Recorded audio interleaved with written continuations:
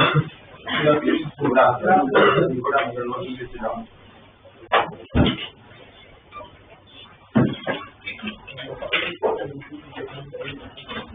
जब आप लोग को नोट सबमिट करो तो आप लोग ने सबमिट नहीं करना है।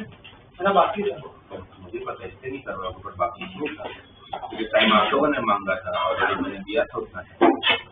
मैं 25 हुए थे, आगे ट्राई करने का तो मुझे ट्राई किया कभी 25 के बाद आप चेक भी नहीं हो रहा है। 25 बार ट्राई किया, नहीं हुआ तो फिर छोड़ दिया, कुछ और करने बैठ गया। अच्छा, तो फिर अब क्या करेंगे जो नहीं हुआ तो उसका वापस ट्राई करूँगा। वो कब करेंगे आप? इसी साल 2025 में हो जाएगा ये एग्जाम रहेगी तो देखूंगा। एग्जाम आ जाएगी, परसों के दिन में आना मत बदलना हो तो ठीक है। इस क्लास से छुट्टी ले लेना। परसों मुझे पूरा कंप्लीट कर, वो भी छाप के नहीं, अपने आप खुद से करके, ठीक है। जो नहीं आए तो मेरे को पूछ लेना कि यहाँ पर अटक रहो, ये क्या होता है हमारे तब कर लूंगा। आपका तो सर एग्जाम आ गए थे मैथ्स के, तो मैंने उस दिन सबमिट नहीं किया। आज हो गया है? अभी चल रही है एग्जाम, तो 2 दिन में खत्म हो जाएगी। तो परसों के क्लास में बाकी सबका हो गया था, आपका बाकी सब नहीं है तो इसका हुआ नहीं होगा, इसलिए नहीं लिया। छुट्टी तक ही नहीं, छुट्टी तक नहीं करने, बट एक कितने 60 तो है, 67 थोड़े से तो हो जाएंगे।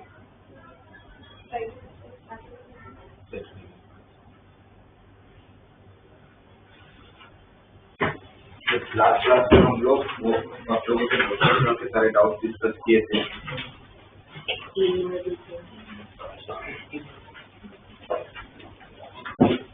एक बार लास्ट में हम लोगों ने मीन वैल्यू थ्योरम डिस्कस किया था, है ना।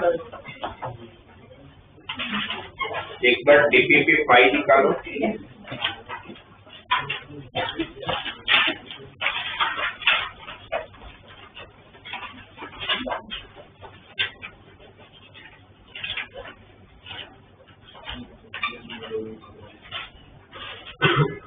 डीपीपी 5 में क्वेश्चन नंबर 7, क्वेश्चन नंबर 7 में क्या दिया? Verify Roadies theorem for the function. अगर फंक्शन जो दे रखा है वो एक लोगरिथमिक फंक्शन है, तो हम बोल सकते हैं कि logarithmic function is always continuous and differentiable. Standard form होता है डिफरेंट लोग हमेशा कंटीन्यूअस और डिफरेंशिएबल होता ही है, तो उसको आपको चेक करने की भी जरूरत नहीं है, right. log x² plus ab divided by x into a plus b। अच्छा, किसके लिए चेक करना है? a और b के लिए, ठीक है। तो यहाँ पर अगर जब हम लोग a सब्स्टिट्यूट करें, क्योंकि आपका रोलिंग कंडीशन से फर्स्ट और सेकंड कंडीशन तो सेटिस्फाई है। फर्स्ट कंडीशन कौन सी थी? वो कंटिन्यूटी और सेकंड वाली डिफरेंशिएबिलिटी, उसमें तो चेक करने की जरूरत है ही नहीं, वो तो है ही। बस differentiability on open bracket in continuity on close bracket. फिर थर्ड कंडीशन क्या है? f of a equal to, वो हो रहा है कि नहीं वो चेक कर लेते हैं।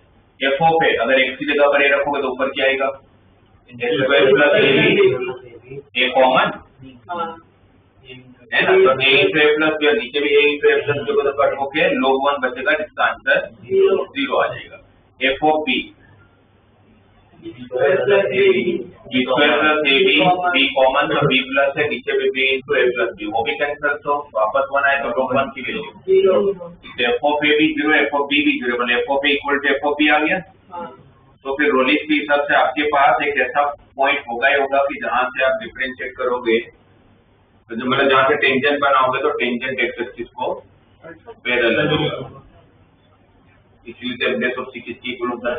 0 के बराबर। इसलिए हम लोग बोलते हैं कि अगर a और b पे अगर सेम हो रहा है तो उसका डिफरेंशिएशन का एक रूट डेफिनेटली a और b के बीच में होगा ही होगा, राइट। पता करते हैं, वेरीफाई करना है आपको, तो चेक करना पड़ेगा। तो इसका डिफरेंशिएट करने से पहले log की प्रॉपर्टी लगा लिया जाए, log x² plus ab minus log x minus log of a plus b। इसका जब आप डिफरेंशिएट करोगे तो log x square plus ab का क्या होगा 1 upon x square plus ab into 2x है ना, log x का 1 by log a plus b का 0। अगर आप लोग यहाँ से एलसीएम लोगे तो क्या होगा 2x square minus x square minus ab, तो x square minus ab upon x into x square plus ab। ये एफ ऑफ एक्स और रोलिस के हिसाब से आपके पास कोई ना कोई सी होना चाहिए ए और बी के बीच में, जिसके लिए उसका डिफरेंशिएशन का आंसर 0 बनता।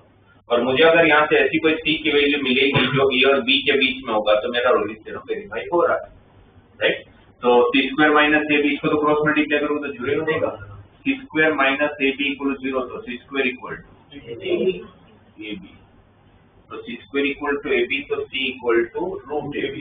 तो ये कैसे बोल सकते हैं कि रूट ए बी जो है वो ए और बी के बीच में होगा, क्योंकि रोलिस थ्योरम वेरीफाई तो तभी होगा जब सी किसके बीच में आना चाहिए ए और बी के बीच में। तो यहाँ से मुझे क्या रीजन देना पड़ेगा कि मैं कंफर्म हो जाऊंगा क्या है ये C square equal to A B किसकी कंडीशन है, जियोमेट्रिक प्रोग्रेशन की कंडीशन। इससे मुझे पता चल रहा है कि ए सी और बी आर इन जीपी, और जीपी है तो जो सी होगा वो डेफिनेटली उसका मीन है, तो मीन तो दोनों नंबर के बीच में होगा। तो यहाँ से हम लोग कंफर्म हो जाएंगे कि भाई सी जो होगा वो ए और बी के बीच में होता है, ठीक है। ये तो हो गया रोलिस थ्योरम का सब्जेक्टिव अप्रोच, हम लोगों को सब्जेक्टिव में है नहीं, बट अगर कुछ आ भी जाए तो हम पता चलना चाहिए कि कैसे करना है। लास्ट में आप लोगों को डेफिनेट होगा ही नहीं, ऐसे पॉसिबल ही नहीं है कि आपको एफ ऑफ और एफ ऑफ बी मिलता और आपके पास सी ऐसा कोई आए ही नहीं जिससे उसका डिफरेंशिएशन 0 ना बने, बनेगा ही बनेगा। इसलिए तो हम बोलते हैं कि एफ ऑफ ए इक्वल, अगर एफ ऑफ एक्स का अगर टोटल 4 रूट है तो उसके डिफरेंशिएशन के मिनिमम 3 तो होंगे ही होंगे, राइट। और इसके लाग्रांजेस ने क्या बोला था कि अगर फंक्शन कंटिन्यूस है, फंक्शन डिफरेंशिएबल है, तो ए और बी को जोड़ता हुआ जो कोड होगा उसके पैरेलल कोई ना कोई टेंजेंट होगा, राइट। वो नॉर्मली हम लोग मोस्टली लाग्रांज थ्योरम तब यूज करते हैं जब हमें कोई फंक्शंस को कंपेयर करना। जैसे आप लोग 17 क्वेश्चन देखो, 17 क्वेश्चन में आपको बोला गया है कि using Lagrange mean value theorem prove that b minus a by b is less than log b by a is less than b minus a by a, where a is greater than 0 and b is greater than a। तो अब इसमें आप लोगों को एक inequality prove करना है, तो वो कैसे प्रूव करेंगे इसको? तो आप क्या करोगे, जो क्वेश्चन दिया है वहां से फंक्शन बन जाएगा। जैसे यहाँ पर फंक्शन कौन सा होगा log x, बात log की हो रही है, जैसे कि log x का फंक्शन की बात हो रही है, और रेंज क्या दिया हुआ है वो भी क्वेश्चन में दिया हुआ है a to b, तो रेंज भी क्या दिया हुआ है a to b। कैसे पता चलता है, बाजू में लिखा है। अच्छा, वो a और b दोनों ग्रेटर देन 0 क्यों होंगे, क्योंकि नेगेटिव होता है इसीलिए वो ग्रेटर देन 0 दिया हुआ है। और a से लेके a छोटी वैल्यू b बड़ी value. log x first condition satisfy होगा यहाँ से, कौन सी first condition, continuity on close bracket of a to b, वो तो होता ही है। log x is continuous on close bracket of a to b and log x is differentiable on open bracket of a to b, ठीक है। अब यहाँ पर आप लोगों का f of a और f of b सेम नहीं है, क्योंकि log a equal to log b आएगा। अब वो दोनों सेम होगा जरूरी, मतलब रोलिस थ्योरम यहाँ पर अप्लाई नहीं होने वाला है। तो लाग्रांज के हिसाब से कंडीशन क्या थी, f of b minus f of a upon b minus a equal to f dash of c, correct. f of b क्या बनेगा log b, f of b क्या बनेगा log a divided by b minus a, f dash of c क्या बनेगा 1 by c, log x का differential 1 by x, मैं c रख दूंगा। अब लाग्रांज के हिसाब से c को कहाँ होना है, a और b के बीच में। इधर पक्की बात है, c को कहाँ होना है a और b के बीच में, तो इसका रेसिप्रोकल जब करोगे, क्योंकि यहाँ रेसिप्रोकल है, तो इनइक्वालिटी, तो 1/c greater than 1/b but less than 1/a, correct. पर ये 1/c की वैल्यू क्या है, log b minus log a, तो log b minus log a को log b by resistance divided by b minus a किससे बड़ा है, 1/b से, और किससे छोटा है, 1/a से। अब ये b माइनस a को सामने मल्टीप्लाई करूंगा तो इनइक्वालिटी को कुछ फर्क पड़ेगा, क्यों नहीं पड़ेगा, b और a दोनों पॉजिटिव, बट b a से बड़ा है तो b माइनस a पॉजिटिव हो जाएगा, पॉजिटिव से मल्टीप्लाई करूंगा तो इनइक्वालिटी को कोई फर्क नहीं पड़ेगा। b minus a by b less than log b by a less than b minus a by a, जो आपको प्रूव करना था। तो हमें ऐसे कोई इनइक्वालिटी को चेक करना हो या वेरीफाई करना हो कि सही है कि नहीं, तो आप लाग्रांज को यूज कर सकते हो, ठीक है। वो तो क्वेश्चन में दिया स्टोक्स की बात करें, जैसे 18 थे, 18 में कौन सा फंक्शन की बात करी, 18 में एक इनइक्वालिटी प्रूव करना है, तो फंक्शन कौन सा, फंक्शन फंक्शन 10, क्योंकि 10 की इनइक्वालिटी चाहिए आपको, तो जिसकी इनइक्वालिटी चाहिए होगा वो आपका फंक्शन है। तो 18 में फंक्शन कौन है, 10 है, और रेंज क्या दिया हुआ है, 0 से π/2 में a to b दिया हुआ है, क्या दिया हुआ है, 0 और π/2 वैसे भी इंक्लूड नहीं कर सकते, 10 अनडिफाइंड हो जाता है। वो रेंज क्या दिया, a और b, बट दोनों फर्स्ट क्वाड्रेंट, तो फर्स्ट क्वाड्रेंट में इसलिए दिया गया होगा बिकॉज वो आप क्रॉस मल्टीप्लाई करोगे तो पता होगा कि पॉजिटिव है, तो इनइक्वालिटी की साइन चेंज होगी या नहीं होगी वो पता चल जाए, राइट। तो अब 10x 10x ऐसा फंक्शन है, कंटिन्यूस डिसकंटिन्यूस, डिसकंटिन्यूस 10x ऐसा फंक्शन होता है, और उस रेंज में 0 to π/2 में तो इसलिए वो 0 से π/2 दिया, अगर वो नहीं देते सिर्फ a to b देते तो फिर बोल ही नहीं सकता था कि फंक्शन कंटिन्यूस है, तो उन्होंने इसलिए दिया है कि 0 से π/2 के बीच में ही चेक करना है, तो continuity on a to b, differentiability on open bracket of a to b, और फिर कंडीशन के हिसाब से f of b minus f of a divided by b minus a equal to f dash of c, f of b मतलब कौन, 10b, f of a मतलब कौन, divided by b minus f dash of c मतलब कौन, x square c, 10x का differential x square x, f dash of c मतलब c रख दिया, और वो c किसके बीच में, लाग्रांज की सबसे c को किसके बीच में होना है, इसमें जब आप लोग सेक अप्लाई करोगे, सेक अप्लाई करोगे, ये पहले सेक अप्लाई करो, फिर सेक अप्लाई करेंगे तो ये इनइक्वालिटी सेम रहेगी या चेंज होगी, क्यों, क्योंकि फर्स्ट क्वाड्रेंट में सेक इंक्रीजिंग है क्योंकि पोस्ट डिक्रीजिंग है, और अगर स्क्वायर करता हूं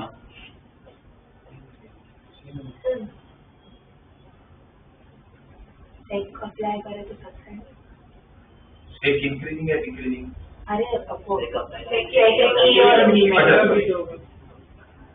एक दोनों।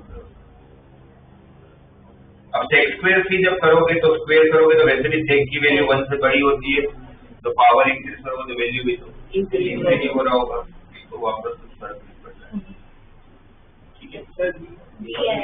और आप लोगों का सेक स्क्वायर सी किसके बराबर है, 10b minus 10a upon b minus a, वो सब्स्टिट्यूट कर लेते हैं। अब चेक करते हैं कि हमें क्या प्रूव करना है, उन्होंने क्या दिया है प्रूव करने के लिए, तो उन्होंने दिया है कि 10b माइनस 10a जो होगा आ गया ना, b माइनस a को सामने मल्टीप्लाई कर लूंगा और b a से बड़ा है तो b माइनस a पॉजिटिव होगा, क्रॉस मल्टीप्लाई करूंगा तो इनइक्वालिटी को कोई फर्क नहीं पड़ता है, ठीक है। तो ये डिक्रीटी आप लोग नहीं भी करोगे तो चलेगा, ये सब्जेक्टिव के हिसाब से, बट अब आप लोग को है ही नहीं तो मतलब इसको करके टाइम वेस्ट करेगा।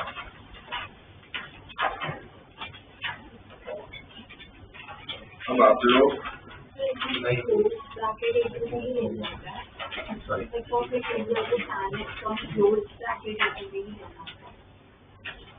कंटिन्यूटी क्लोज ब्रैकेट में चेक करना होगा, डिफरेंशिएबिलिटी ओपन।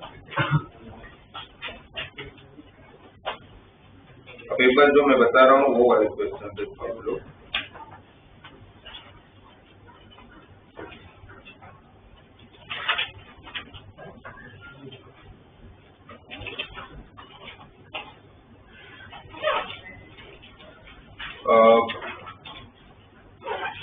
सबसे पहले लेवल 1 में क्वेश्चन नंबर 5, लेवल 1 का क्वेश्चन नंबर 5।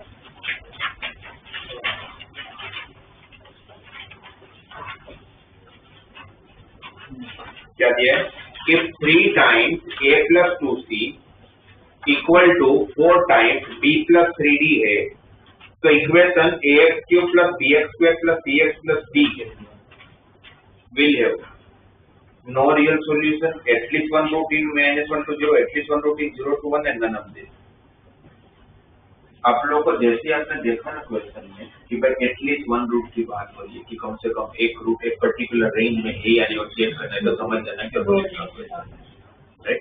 पर रोलिंग की कंडीशन क्या है? फंक्शन को कंटीन्यूअस बनाए। वो जो फंक्शन दिया है एक पॉलिनोमियल फंक्शन है, अलजेब्रिक फंक्शन है, तो ऑलवेज कंटीन्यूअस भी होगा, ऑलवेज कोई टेंशन ही नहीं है, राइट। पर अगर रोलिंग थ्योरम वेरीफाई करवाना है तो आप लोगों के थर्ड कंडीशन तो सेटिस्फाई होना चाहिए, है ना। थर्ड कंडीशन आपका सेटिस्फाई होना चाहिए। थर्ड कंडीशन क्या होता है? F of A equal to F of B. जो रेंज ले रहा हूँ उसके एक्सट्रीम प्लेस पे आपका आंसर सेम आना चाहिए। तो एक बार ये देख लेते हैं, जिस तरह से ऑप्शन दिया, ऑप्शन में एक बार -1 to 0 दिया और एक 0 to 1 वाला दिया, तो पहले वो चेक कर लेते हैं। ये अगर आपका फंक्शन है, then what is value of F of 0? D. And what is value of f of 1? a plus b plus c plus d। अब f of 0 और f of 1 सेम है कि नहीं वो हमें नहीं पता अभी तक, राइट। उन्होंने एक कंडीशन दे दिया है। कंडीशन क्या दिया हुआ है? 3a plus 3 times a plus 2c equal to 4 times b plus 3d। ये कंडीशन दे रखा है। अगर इस कंडीशन को अगर मैं सोल्व भी करूं तो कैसा आएगा? 3a plus 6c is equal to 4b plus 20, right। 3a minus 4b plus 6c minus 20 equal to ये दिया हुआ है आप लोगों को। तो f of 0 और f of 1 ये दोनों सेम है कि नहीं? अगर ये दोनों अगर सेम आ जाते हैं तो मेरा बी ऑप्शन सही हो जाएगा, बी नहीं सॉरी सी ऑप्शन सही हो जाएगा, है ना। पर ये दोनों सेम है कि नहीं वो हमें तो पता ही नहीं है। और अगर ये दोनों को अगर मैं इक्वेट करता भी हूँ तो इसको अगर यूज करते भी तो ऐसा तो कुछ भी नहीं है ना कि ये दोनों सेम हो जाए। तो एक बार एफ ऑफ -1 भी चेक करते हैं। एफ ऑफ -1 जब रखोगे तो minus A plus B minus C plus D. और इसमें भी एफ ऑफ 0 और एफ ऑफ -1 सेम होगा वो तो हम नहीं बोल सकते, है ना। तो फिर आपको जो कंडीशन दे रखे उस कंडीशन के हिसाब से आप लोगों को अगर पता करना हो कि कौन से ऐसे दो वैल्यूज है जिसके लिए एफ ऑफ ए और एफ ऑफ बी सेम हो जाएगा, जिसके लिए एफ ऑफ ए और एफ ऑफ बी सेम हो जाएगा, तो कैसे पता करें? आप लोगों का एफ ऑफ माइनस ही आ रहा है। अरे इसका डिफरेंशिएट करते हैं। इसका डिफरेंशिएशन करोगे एफ डैश ऑफ एक्स तो क्या आएगा? 3x square plus 2bx plus c, right. हमें क्वेश्चन में क्या प्रूव करना है कि ये जो क्वाड्रेटिक, अगर ये जो क्यूबिक इक्वेशन है, इस क्यूबिक इक्वेशन का एटलीस्ट एक रूट किसके बीच में हो सकता है, या तो इसका रियल सॉल्यूशन होगा ही नहीं। अरे इसका रियल सॉल्यूशन होगा या नहीं होगा वो कैसे पता चलेगा? वो पता ही नहीं चलेगा देखा जाए तो, क्योंकि किसी इसका क्यूबिक इक्वेशन है तो इसके क्या क्या पॉसिबिलिटी है? तीनों रियल होंगे या तो एक रियल होगा और दो इवेंट। ऐसा कोई हो सकता है कि तीनों के तीनों रियल नहीं? आपको फर्स्ट ऑप्शन तो कंफर्म गलत है। अगर नो रियल सॉल्यूशन इसका मतलब क्या होगा? इमेजिनरी है, तो तीनों इमेजिनरी पॉसिबल नहीं है, तो ये तो कंफर्म गलत है। अब बचा बी सी और डी। अगर बी और सी भी गलत हो गया तो फिर डी सही हो जाएगा। बी और सी को सही करना है, मतलब बी और सी में तो कौन सा सही है कौन सा गलत है पता करने के लिए हम लोग रोलिस की यूज करने के ट्राई कर रहे हैं। और रोलिस को यूज करेंगे तो मेरे पास F of A equal to F of B आना चाहिए, है ना। और वो हमने चेक किया तो एक एफ ऑफ -1 पे मुझे ये वैल्यू मिली, एफ ऑफ सेकंड वाला रेंज क्या दिया -1 to 0। हाँ, एफ ऑफ -1 पे आप लोगों को ये वैल्यू मिल रही है और एफ ऑफ 0 पे आप लोगों को ये वैल्यू मिल रही है, ठीक है। अब यहाँ से मैं आपको बताता हूँ, ये इतना बच्चे करते फिर अटक जाते हैं क्योंकि उनको दिख जाता है कि एफ ऑफ 0 और एफ ऑफ 1 तो सेम नहीं है, एफ ऑफ -1 और एफ ऑफ 0 भी सेम नहीं है, तो वो फिर भी सोचते कि ये तो गलत था ही, बी और सी भी गलत हो गया, तो सही आंसर क्या होना चाहिए, डी, है ना। बट अब रोलिस को अगर ढंग से वापस अगर आप लोग समझोगे, रोलिस ने कभी भी ओरिजिनल फंक्शन के तो रूट्स की बात ही नहीं की। रोलिस किसके रूट्स देता है, उसके डिफरेंशिएशन के रूट्स देता है। इसका मतलब मेरा ओरिजिनल फंक्शन है भी इसके रूट्स, आपको क्वेश्चन में इसके रूट्स चाहिए, रोलिस इसके रूट्स थोड़ी देगा, रोलिस किसके रूट्स देगा, ये आपका एफ ऑफ एक्स नहीं है, ये आपका, अगर मुझे इसके रूट्स चाहिए तो ये मेरा एफ ऑफ एक्स ही नहीं है, मेरा क्या है, ये मेरा एफ डैश ऑफ एक्स है। तो अगर आपका ये एफ डैश ऑफ एक्स है तो फिर आपको 0 और 1 या -1 इसमें थोड़ी पुट करना है, आपको ओरिजिनल फंक्शन में पुट करना होगा और ओरिजिनल फंक्शन आपको ढूंढना पड़ेगा। ओरिजिनल फंक्शन कैसे ढूंढोगे, तो हम इसका इंटीग्रेशन करेंगे तो पूरा ये सारे स्टेप गलत है, इससे कुछ नहीं पता चलेगा आपको। हम इसका डिफरेंशिएट करेंगे, अच्छा इंटीग्रेट करेंगे, जब इसका इंटीग्रेट करोगे तो क्या होगा, ये ax raised to 4/4 bx cube by 3 cx square by 2 dx plus e। अब इसे हम पुट करते हैं एफ ऑफ 0, एफ ऑफ 0 क्या आएगा, e, राइट। एफ ऑफ -1 रखते हैं, एफ ऑफ -1 रखोगे तो x की जगह पर -1 क्या आ जाएगा, a/4 -b/3 plus b/2 -3 plus e। यहाँ पर इतने पार्ट में एलसीएम ले लेते हैं क्योंकि ई वैसे भी नहीं पता मुझे, इसका एलसीएम 12 होगा, 12 अगर एलसीएम लोगे तो यहाँ पर क्या आएगा, 3a minus 4b plus 60 minus 20 upon 12 plus E. और क्वेश्चन में दिया कि 0 है, तो अगर ये 0 है ये पूरा ही 0 हो जाएगा, बचेगा क्या, ई से एफ ऑफ 0 भी ई है, एफ ऑफ -1 भी ई है, तो कंफर्म हो गया कि इसका एक -1 और 0 के बीच में होगा। तो ध्यान रखेंगे कि एफ ऑफ एक्स जो है, मतलब रोलिस थ्योरम जो है वो आपका एफ ऑफ एक्स के रूट्स नहीं देता है, वो किसके रूट्स देता है, एफ डैश के रूट्स देता है। तो जो क्वेश्चन आपको देंगे ना वो आपका फंक्शन नहीं होगा, वो उसका डिफरेंशिएशन होगा, तो उसका इंटीग्रेशन करके आप पहले ओरिजिनल फंक्शन तक पहुंच जाओ, ठीक है। अब अगर उसके अंदर एफ ऑफ 0 एफ ऑफ 1 रखोगे तो कुछ नहीं मिलने वाले, क्योंकि आप रूट्स ही उसका ढूंढ रहे हो, वो आपका डिफरेंशिएशन है, ठीक है।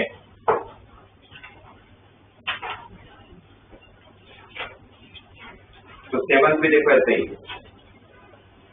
if 2a plus 3b plus 6 equal 0 then at least one root in the equation। तो जो दिया हुआ ax square plus bx plus c वो क्या है, f dash of x, तो उसका डिफरेंशिएशन, वो सही उसका इंटीग्रेशन, तो उसका जब आप इंटीग्रेशन करोगे तो क्या आएगा, ax cube by 3 plus bx square by 2 plus cx plus d, ये आपका एफ ऑफ एक्स आ गया, है ना। अब पहले ऑप्शन से चालू कर दे, क्योंकि जिसके लिए F of A equal F of B हो जाएगा मेरा सही आंसर। तो पहले ऑप्शन में 0 और 1 दिया, एफ ऑफ 0 का आंसर डी, एफ ऑफ 1 का answer a/3 plus b/2 plus c, LCM 6, तो 6 से मल्टीप्लाई प्लस c। अब यहाँ पर एलसीएम ले लोगे तो क्या हो जाएगा, 2a plus 3b plus 16 divided by 6 plus d, और अब देखो 2a प्लस 3b प्लस 6 उन लोगों ने 0 दे दिया है, तो अगर ये 0 हो गया तो एफ ऑफ 0 और एफ ऑफ 1 सेम आ गया, तो पहले ऑप्शन सही हो गया, फिर इसका एटलीस्ट एक रूट 0 और 1 के बीच में हो गया होगा, वो नहीं होगा तो फिर एफ ऑफ 1 और एफ ऑफ 2 चेक कर लेता है।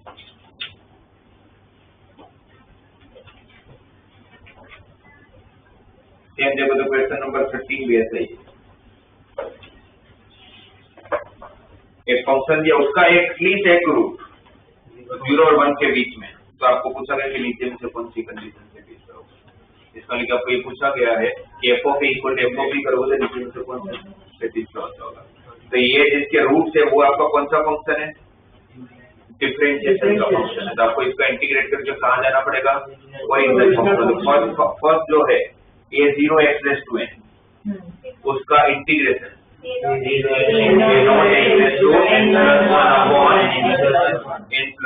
फिर सेकंड वाला a1 into x raised to power n/n plus a2 into x raised to n-1 चलता रहेगा। सबसे लास्ट वाला an of x plus c, जब इंटीग्रेशन खत्म करोगे तो प्लस c। अब उसमें अगर आप 0 रखोगे तो आपके पास बचेगा क्या, सिर्फ c, और जब 1 रखोगे तो क्या बचेगा, a0/n+1। पहले तो आपने इंटीग्रेशन किया होगा, तो इंटीग्रेशन का स्टेटमेंट क्या बना होगा, ये जो दिया हुआ है क्वेश्चन के अंदर वो तो डिफरेंशिएशन का स्टेटमेंट है। f' मुझे दिया हुआ है a0x⁴n plus a1x⁴n-1 plus a2x⁴n-2 up to the n। तो मैं जब f of x पे जाऊंगा तो मैं इसका इंटीग्रेशन किया होगा मैंने, x⁴n+1/n+1 a1 into x⁴n/n a2 into x⁴n-1/n-1 n मतलब anx plus c। तो आप अगर इसमें 0 रखोगे तो आंसर क्या बचेगा, सिर्फ c, और f of 1 रखोगे तो क्या बचेगा, a0/n+1 a1/n a2/n, ऐसे चलता रहेगा लास्ट में n plus c। और अगर रोलिंग थ्योरम के हिसाब से अगर वो ये बोल रहे हैं कि इसका एक रूट 0 और 1 के बीच में है, तो फिर इन दोनों को इक्वल होना पड़ेगा। जब इन दोनों को इक्वल करोगे तो आंसर से क्या कैंसिल हो जाएगा, c कैंसिल हो जाएगा, तो क्या आंसर होगा, सी वाला ऑप्शन सही।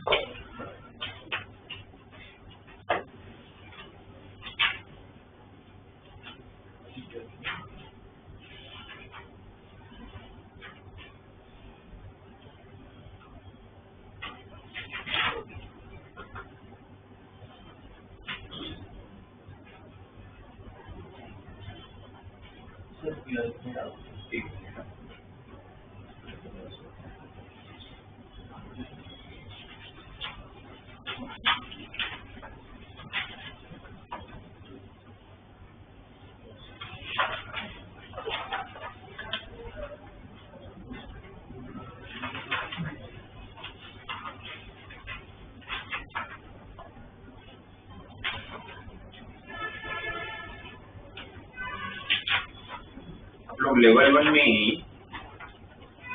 इंटीजर टाइप के लेवल 1 जब खत्म होता है वहां पर एक इंटीजर टाइप के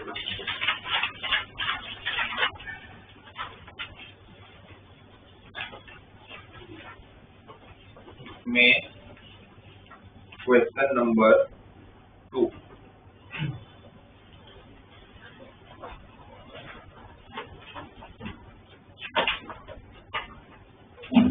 लोगों को दिया हुआ है क्वेश्चन नंबर 2 में, late f of x be a non constant price differentiable function defined on -∞ to infinite। तो 3 पर डिफरेंशिएबल इक्वेशन में दे रखा है, such that f of x equal to f of x minus f dash of 0 0 दिया हुआ, f dash of 2 भी 0 दिया हुआ, f dash of 5 भी 0 दिया है। तो पूछा if n is the minimum number, जैसे मैंने पढ़ा ना if n is the minimum number of roots, तो फंक्शन के बारे में कुछ इंफॉर्मेशन नहीं है तो समझ जाने के रोलिंग का क्वेश्चन, बट लगाए कैसे रोलिंग, कहाँ लगाया, तो आपको मिनिमम नंबर ऑफ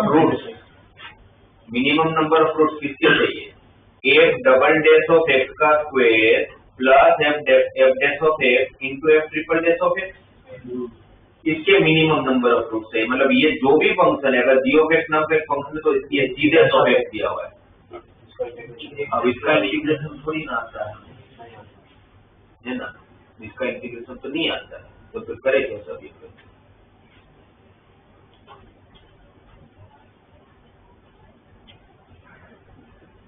सोचो कैसे करोगे। ये रोलिंग थ्योरम का क्वेश्चन है, कंफर्म है।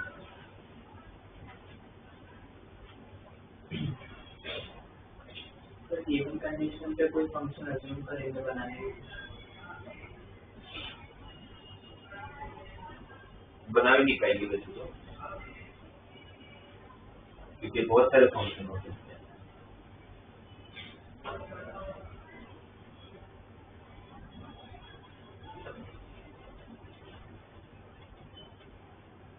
ये जो स्टेटमेंट है F double dash of X का square plus F dash of x into F triple dash of X, वो किसी का तो डिफरेंशिएशन है।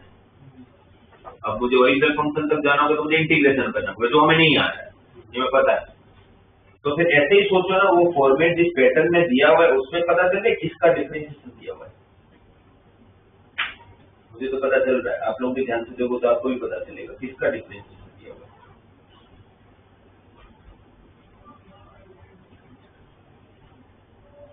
जियोमेट्रिक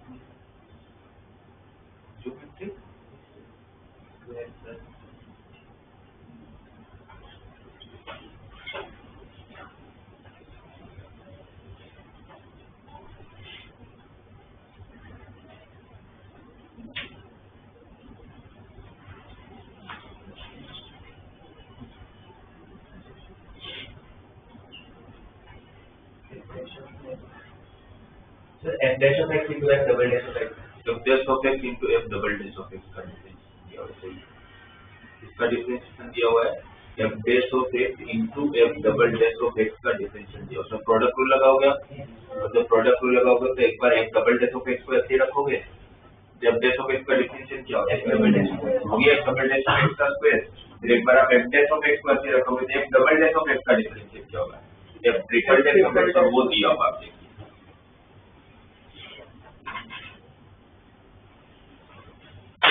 तो स्टेटमेंट को देखिए, ये पता चला कि इन लोगों ने सेकंड क्वेश्चन में जिसका डिफरेंशिएशन दिया हुआ है वो है F dash of x into F double dash of x, right. ये आपको डिफरेंशिएशन दिया हुआ है, तो आपको पता करना है कि इसके रूट्स एटलीस्ट, मतलब n is the minimum number of roots, इसके मिनिमम नंबर ऑफ रूट्स कितने होंगे, इसके मिनिमम नंबर ऑफ रूट्स कितने होंगे वो पता करने के लिए, इसके मिनिमम नंबर ऑफ रूट्स कितने होंगे वो पता करने के लिए आप लोग इसका ओरिजिनल फंक्शन के नंबर ऑफ रूट्स पता करोगे, सही है। तो इसके लिए क्या करना पड़ेगा, इसका इंटीग्रेशन, और इसका इंटीग्रेशन करूंगा तो क्या देगा, डिफरेंशियल और इंटीग्रेशन कैंसिल हो जाएगा, f dash of x into F double dash of x equal to c, question आएगा ही सामने। ये आपका ओरिजिनल फंक्शन है, फंक्शन क्या हो तो पता ही नहीं चल सकता, पता चलेगा भी नहीं, बट हाँ जो भी फंक्शन है उसका फॉर्म ऐसा है F dash of x into F double dash of x, और उसका डिफरेंशिएशन के मैं मिनिमम नंबर ऑफ रूट्स पता कर रहा हूँ। अब इसके मिनिमम नंबर ऑफ रूट्स पता करने के लिए आपको इसके रूट्स पता करने पड़ेंगे, F dash of x into F double dash of x के कितने रूट्स होंगे, राइट। अब क्वेश्चन में अब जो इंफॉर्मेशन आपको दिया वहां जाते हैं। एफ डैश ऑफ 0 0 दिया हुआ है, एफ डैश ऑफ 2 भी 0 दिया हुआ है, एफ डैश ऑफ 5 भी 0 दिया हुआ है, राइट। और हमें एक चीज और दिया, अच्छा एफ डैश ऑफ 0 0 दिया हुआ है, तो आपके 3 रूट से एफ डैश पे पता चली गए, कौन कौन से, 0 2 and 5, right. F dash of 0 भी 0 दिया हुआ है, एफ डैश ऑफ 2 भी 0 दिया हुआ है, एफ डैश ऑफ 5 भी 0 दिया, तो 3 रूट तो कंफर्म हो गया। अब जो उन्होंने ये जो कंडीशन दिया हुआ है, ये जो इक्वालिटी दिया है कि F of x equal to F of 6 minus x, उनका क्या लेना देना है वो भी एक बार चेक करते हैं। एफ ऑफ एक्स अगर equal to F of 6 minus x है तो हमें ये पता चल रहा है कि एफ डैश ऑफ एक्स की value equal to minus f dash of 6 minus x की वैल्यू, माइनस से क्या होगा 6 माइनस एक्स का differentiation, right. F dash of x किसके इक्वल आ रहा है, minus f dash of 6 minus x के इक्वल। अगर मैंने यहाँ पर 0 रखा, यहाँ 0 रखोगे, यहाँ पर भी 0 रखोगे, तो इसको ऐसे लिख सकता हूँ f dash of x plus f dash of 6 minus x equal to 0, correct. अगर मैंने यहाँ पर 0 रखा तो f dash of 0 plus f dash of 6 का वैल्यू, पर f dash of 0 मुझे क्या दिया हुआ है, तो मुझे ये भी पता चला कि और भी एक रूट है उसका f dash of 6 equal to 0। उन्होंने 3 तो दे रखे थे, 0 पे 0 है, फिर 2 पे 0 है और 5 पे 0 है, ये 3 जगह तो 0 दिया ही था, और एक पता चला f dash of 6 भी 0 है। फिर f dash of 2 दिया है, x को 2 भी रख के देखता हूँ, f dash of 2 plus f dash of 4 equal to 0, f dash of 2 0 दे रखा है, तो f dash of 4 को भी क्या होना पड़ेगा 0, और एक रूट पता चला, 4 भी उसका रूट है। फिर f dash of 5 0 दिया, एक बार 5 भी रख के देखता हूँ, f dash of 5 plus f dash of 6 minus 5 1, f dash of 5 0 है तो f dash of 1 भी 0। तो आपके f dash के कितने रूट्स पता चल गए, 1 2 3 4 5 और 6। अगर f dash के अगर 6 रूट कंफर्म है तो f डबल डैश के मिनिमम कितने रूट्स होंगे, 5 तो होंगे। f dash के अगर 6 रूट है मिनिमम, तो रोलिस के हिसाब से f डबल डैश के मिनिमम कितने रूट्स होंगे, 5। इसके 6 एग्जैक्ट रूट पता चल गए क्वेश्चन के हिसाब से, ये मुझे पता चल गया मिनिमम इतने तो होंगे ही होंगे। पहला रूट किसके बीच में होगा, 0 और 1 के बीच में, दूसरा रूट किसके बीच में होगा, 1 और 2 के बीच में, तीसरा 2 और 3, 2 और 4 के बीच में, फिर 4 और 5 के बीच में, 5 और 6 के बीच में, राइट, इतना तो हुआ। अब इसमें 3 एक बीच में देखो तो 3 मिसिंग है, क्या वो जानबूझ के उन लोगों ने मिस किया है, तो यस जानबूझ के मिस किया। क्यों, बिकॉज x और 6 माइनस x 3 पे ही तो सेम हो जाएंगे। अगर इसमें अगर आप लोग 3 रख देते हो तो क्या देगा, ये 3 रखो, f dash of 3 equal to minus f dash of 3, तो 2 time f dash of 3 equal to, तो f dash of 3 भी 0, तो और एक रूट भी f dash of 3। इसके एग्जैक्टली कितने रूट्स हुए, 7। अगर इसके एग्जैक्टली 7 रूट है तो इसके मिनिमम कितने रूट्स होंगे, 6।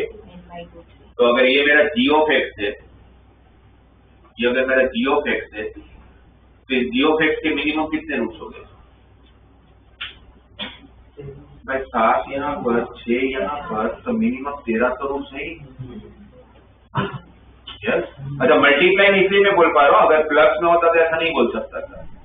मल्टीप्लाई में इसके अगर 6 रूट है, कौन कौन से 6 मिले, x minus 0, x minus 1, x minus 2, x minus 3, x minus 4, x minus 5, x minus 6, तो इसके 5 रूट होंगे। पहला रूट किसके बीच में होगा, 0 और 1 के बीच में, क्या होगा नहीं पता, बट होगा 0 और 1 के बीच में, तो सपोज उसको C1 ले लेता हूँ, तो पहला फैक्टर x minus C1, दूसरा फैक्टर x minus C2, जो C2 किसके बीच में होगा, 1 और 2 के बीच में होगा। जैसे और कितने रूट्स मिलेंगे आपको, और 4 मिलेंगे C1 C2 को छोड़ के।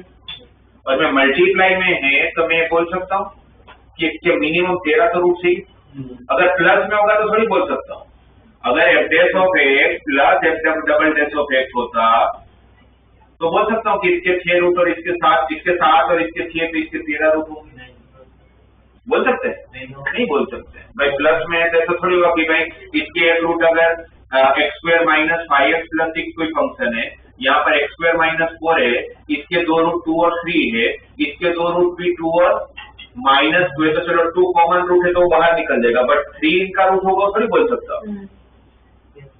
तो प्लस माइनस और डिवीजन में कुछ भी होता तो नहीं बोल सकता थे। मल्टीप्लाई में तो मैं बोल सकता हूँ कि अगर इसके 7 रूट और इसके मिनिमम 6 रूट है तो इसके मिनिमम 13 तो रूट है, और इसके मिनिमम 13 रूट है, तो रोलिस के हिसाब से उसके डिफरेंशिएशन के मिनिमम 12 रूट है, और वही पता करना था आपको। n वही था मिनिमम नंबर ऑफ रूट्स, तो n मेरा 12 है। n अगर मेरा 12 है तो आपको पूछा क्या था, then the value of n by 2, the answer 12 by 2 is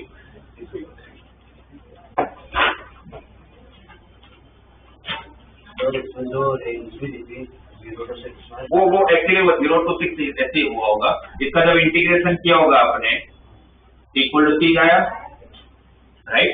और वो अगर रोलिंग अप्लाई करना है तो आपका G of 0 का आंसर, G of 0 का आंसर और G of 6 का आंसर सेम होना चाहिए। तो G of 0 जब यहाँ रखोगे तो क्या आ जाएगा, f dash of 0 into f double dash of 0 minus c। तो f dash of 0 क्या दिया हुआ है, 0 दिया हुआ है, तो G of 0 का आंसर कितना आएगा, -6। और G of 6 रखोगे तो f dash of 6 वो भी पहले से कितना दिया हुआ है, 0 दिया हुआ था, तो इसका भी आंसर कितना आएगा, -6। क्योंकि रोलिंग की सबसे पहले वो तो वेरीफाई होना ही चाहिए कि उन दोनों एक्सट्रीम पॉइंट पर आपकी वैल्यू सेम होनी चाहिए। इसलिए लोगों ने रेंज लास्ट में दिया ऑन 0 to 6 के लिए आपको बात करनी है।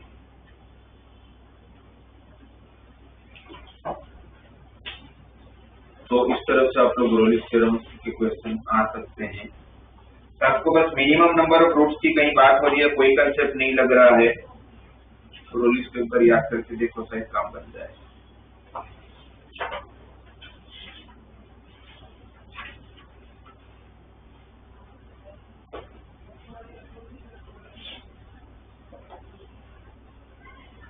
इसका क्वेश्चन नंबर 10 बताओ कौन से कंसेप्ट का है।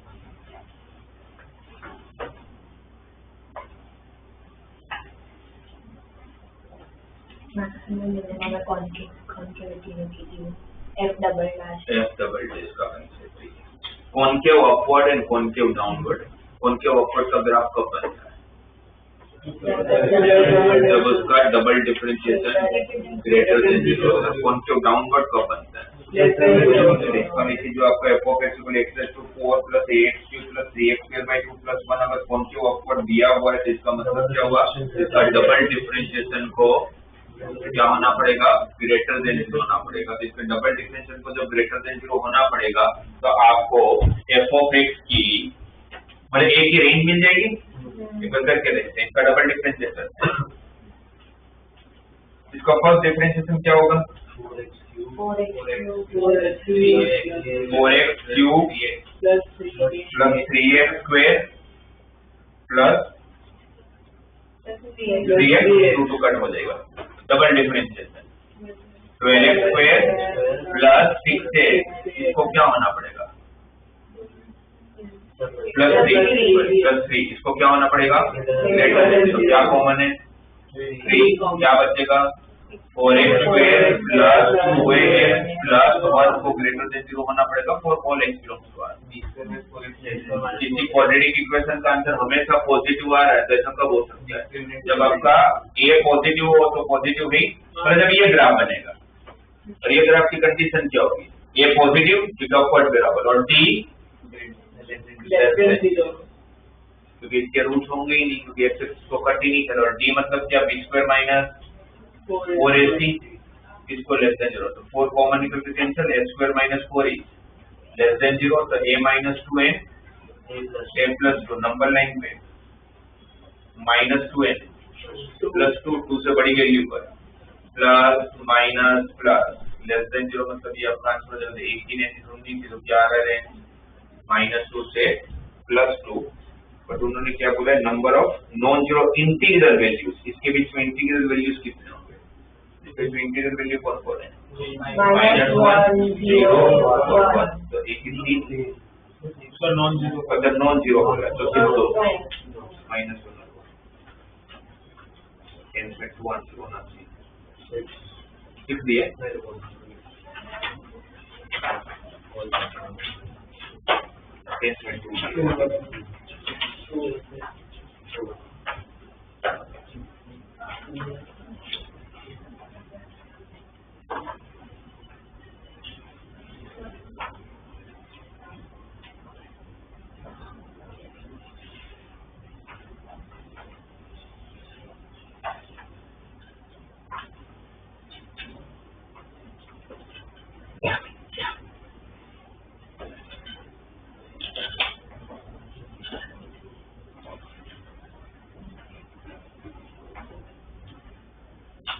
क्वेश्चन नंबर 12 सारे कंसेप्चुअल क्वेश्चन, मतलब अगर आपके कंसेप्ट सही होंगे तो ये आप बता पाओगे आराम से।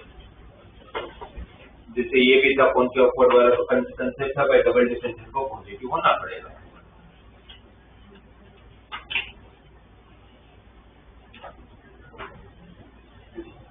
3 कैसे?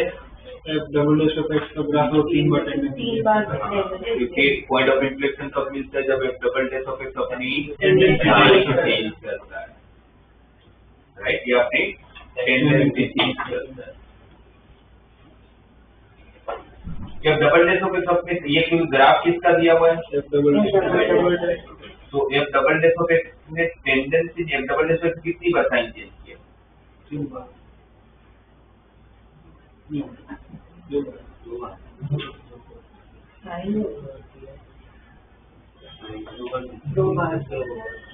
दो बार चेंज होगा, क्योंकि F double dash of x कितनी बार साइन चेंज करेगा उतनी बार पॉइंट ऑफ इन्फ्लेक्शन मिलेगा, राइट? एक बार वापस देखो ढंग से ग्राफ। 3 बार 3 बार किया, ए के पहले नेगेटिव में वापस पॉजिटिव, बाद में वापस ई के बाद नेगेटिव, ए के बाद ए के पहले नेगेटिव, फिर पॉजिटिव पे गया तो एक बार साइन चेंज हुआ, फिर और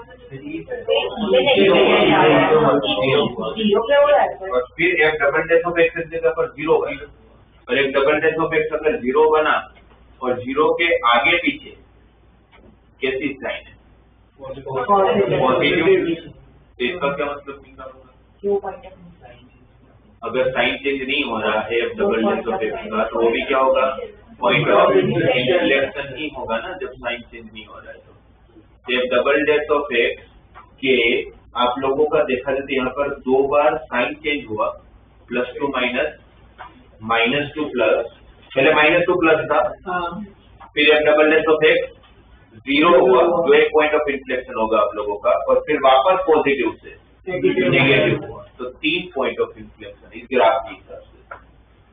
टेंशन देखोगे तो आप लोगों को 3 पॉइंट ऑफ इन्फ्लेक्शन दो दिए। F डैश ऑफ x का F डैश ऑफ x ने साइन चेंज थोड़ी किया है, मतलब आपका F double dash of x का दोनों तरफ साइन सेम आ रहा है ना। F डैश ऑफ x में सेम साइन आता है तो हम बात करते हैं, मेरी गलती है। F double dash of x का ग्राफ दिया ना, F डैश ऑफ x का ग्राफ, तो F double dash of x का ग्राफ है तो साइन कितनी बार चेंज हुआ? 2 ही बार साइन चेंज हुआ है ना, तो फिर 2 ही होंगे चाहिए। ये आपका अगर F डैश ऑफ x का ग्राफ होता तो ये F डैश ऑफ x का ग्राफ होता तो ये एक ही होता। कब? क्योंकि वहां पर आजू बाजू में 0 तो हुआ but sign change.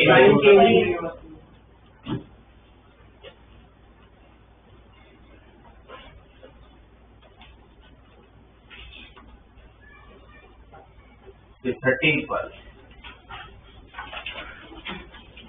number of critical points.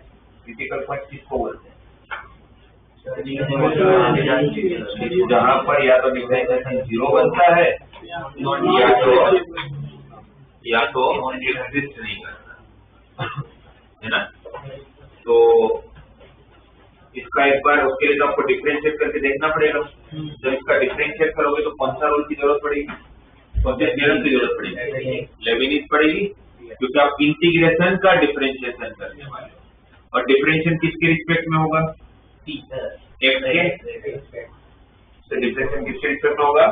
x के। तो क्या होगा इसका डिफरेंशिएशन करते हैं? जब f of x equal to 2/3 root x cube, पहले x रेज़ टू 3/2 का differentiation 3/2 into x raise to 1/2 x/2 का 1/2 1/1 टू x का। तो अपर लिमिट का डिफरेंशिएट करते लेविनिज कैसे चलता था? पहले अपर लिमिट का डिफरेंशिएशन करेंगे तो x का डिफरेंशिएशन 1 और फिर डिफरेंशिएशन किया तो डिफरेंशिएशन और इंटीग्रेशन कैंसिल हो जाएगा। फिर मैं x को कहाँ रख लेते थे? अंदर जो इंटीग्रेशन चलता जो फंक्शन के वहां रख लेते तो क्या हो जाएगा? 1/2 प्लस 1/2 cos 2x माइनस 2 ऐसा होता था। फिर माइनस लोअर लिमिट का डिफरेंशिएशन, लोअर लिमिट कितना है? 1, तो उसका डिफरेंशिएशन क्या हो जाएगा? 0 हो गया, तो लिखेंगे नहीं। ये 3 कट, ये 2 कट, ये क्या करना? रूट एक्स 1/2 क्या होता है? वो रूट एक्स और ये माइनस रूट एक्स भी कैंसल, +1/2 और -1/2 भी कैंसिल, तो बचा ही क्या थे? cos 2x, 1/2 cos 2x। और ये अपडेट ऑफ x को किसकी इक्वल होना है? 0 होता है। वैसे क्रिटिकल पॉइंट वहां मिलता है जहां पर उसका डिफरेंशिएशन एग्जिस्ट नहीं करता, या तो फिर डिफरेंशिएशन जहां 0 बनता है, बट यहाँ का डिफरेंशिएशन हमेशा एग्जिस्ट करेगा, cos हमेशा कंटिन्यूस होते हैं, कोई प्रॉब्लम नहीं है। तो बस इतना देख लेते हैं, 1/2 cos 2x को 0 होने के लिए cos 2x को 0 होना पड़ेगा। रेंज दिया हुआ है -2π से +2π। ये किसकी रेंज है? x की रेंज है। ये कितनी बार सर्कल घूम रहे हो? 2 बार, एक बार एंटी क्लॉकवाइज, एक बार क्लॉकवाइज। एंटी क्लॉकवाइज जब पूरा सर्कल खत्म करोगे तो cos कितनी जगह 0 देगा? 2 बार। एक पॉइंट बी पे ये अगर यूनिट सर्कल एक बार यहाँ 0 देता है, एक बार यहाँ 0 देता है, सही है। एक बार सर्कल घूमने पर 2 बार 0 देगा, और ये जब मैं एंटी क्लॉकवाइज घूम रहा हूँ, वापस क्लॉकवाइज घूमूंगा तो वापस 2 बार 0 देगा। तो कितनी बार 0 है? 4। ये x की बात है। आपके पास क्या है? तो आप कितनी बार सर्कल घूमने वाले हो? 4 बार। ये x की रेंज है ना, 2x की रेंज तो क्या हो जाएगी? -4π2 +4π, मतलब 2 बार एंटी क्लॉकवाइज घूमूंगा, 2 बार क्लॉकवाइज घूमूंगा। एक बार घूमता हूँ तो 2 सॉल्यूशन मिलता है, तो 4 बार घूमूंगा तो 8 सॉल्यूशन मिलेगा। इसका 8 क्रिटिकल पॉइंट्स होंगे, ठीक है। 14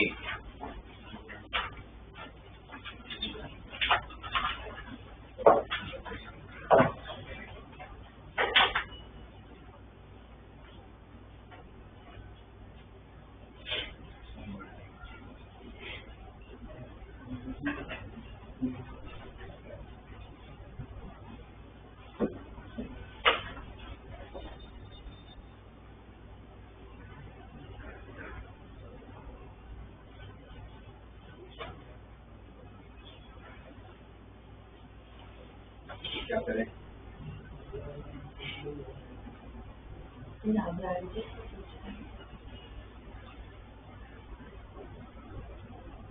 अरे कौन से कंसेप्ट का क्वेश्चन? कौन सा कंसेप्ट का क्वेश्चन? इंक्रीजिंग का कंसेप्ट। आपको लिस्ट वैल्यू ऑफ अल्फा ढूंढने के लिए पहले वो फंक्शन हटाने पड़ेंगे ना, तब अल्फा पे पहुंचोगे। तो ये किसका कंसेप्ट है? ये इंक्रीजिंग डिक्रीजिंग का कंसेप्ट। कैसे लगा है? तो f इंक्रीजिंग फंक्शन और g x इंक्रीजिंग फंक्शन और g डिक्रीजिंग, कैसे पता चला f increasing? x1 greater than x2, और जब f अप्लाई करो तो इनइक्वालिटी चेंज नहीं हो रही है, बट g अप्लाई करो तो इनइक्वालिटी साइन चेंज हो रहा है, सही है। तो f इंक्रीजिंग है, g डिक्रीजिंग है, ठीक है। तो फिर अब लास्ट में जो स्टेटमेंट दिया उसमें अगर मैं फंक्शन हटाऊं, f of g of alpha square minus 2 alpha is greater than f of g of 3 alpha minus 4, तो बताओ जब ये f हटाऊंगा तो इनइक्वालिटी कुछ फर्क पड़ेगा? और फिर जब g को हटाऊंगा तो f हटाऊंगा तो इनइक्वालिटी को फर्क नहीं पड़ेगा, और जैसे ही g हटाऊंगा तो इनइक्वालिटी को फर्क पड़ेगा, क्योंकि डिक्रीजिंग है। बाकी तो वही क्या है, अल्फा स्क्वायर -2 अल्फा -3 अल्फा तो -5 alpha +4 is less than 0, alpha -4 alpha -1 दो फैक्टर है, फिर नंबर लाइन ले लेंगे 1 एंड 4 से बड़ी वैल्यू पर प्लस माइनस प्लस, आपको लेस देन 0 चाहिए तो अल्फा का रेंज क्या है? 1 2 4। उन्होंने क्या बोला है? लिस्ट वैल्यू ऑफ अल्फा कितना रहेगा? 1। लिस्ट वैल्यू कितनी रहेगी?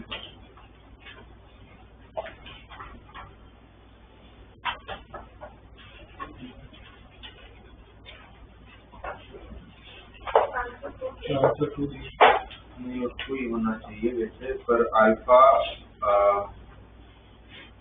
क्योंकि alpha less than 1/4, alpha is between 1 to 4 है, बट 1 और 4 इंक्लूड नहीं होता है ना। बट मेरे को ये नहीं समझ आ रहा है कि लोग देखो फिर क्वेश्चन के हिसाब से तो रियल नंबर की बात हो रही है ना, हमको इस चीज मेंशन करनी चाहिए ना, then the list integer value of alpha, सही है ना, वरना लिस्ट वैल्यू ऑफ अल्फा तो कैसे पता चलेगा कि ये इंटीजर की बात कर रहे हैं। तो 1 to 4 में चलो 1 तो नहीं होगा, बिकॉज 1 इंक्लूड नहीं होता इसलिए, तो 1 से बड़ा इंटीजर वैल्यू फिर होना चाहिए, तो वहां पर से कितना चेंज करें ना, list integer value of alpha. तो ये इंक्रीजिंग डिक्रीजिंग का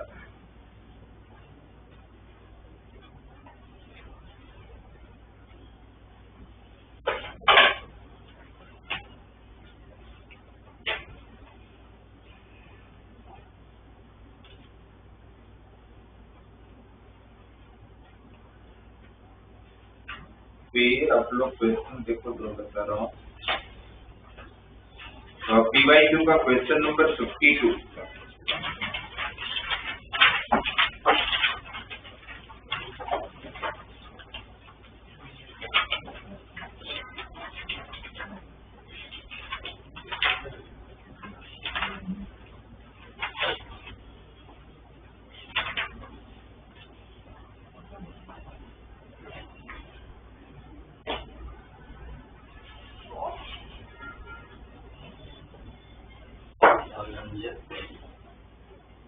कौन सा है?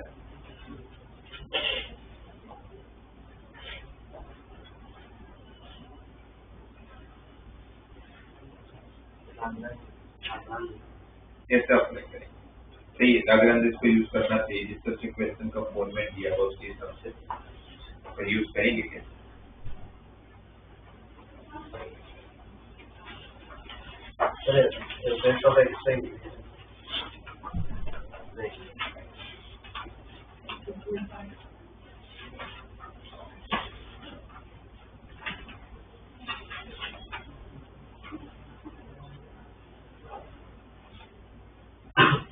कैसे करेंगे?